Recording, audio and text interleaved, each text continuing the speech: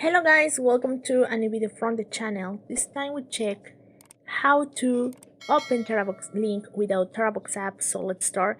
So the only way to do it is by your browser. So let's go to our browser and just write the next thing that is Terabox downloader.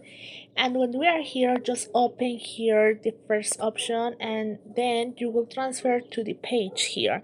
You can use this one and you can install app. You can check here on the upside, you can check install the app.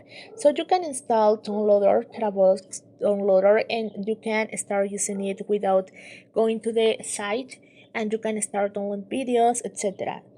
For doing this, also you can click on the top right corner three dots and you can select the scope site, but if you prefer you can uninstall it and just click here as the way for your device. So guys, I hope this information helps you. As you can see, it's very easy to do it. Thank you for watching this video. Remember to subscribe and give a thumb up to this video.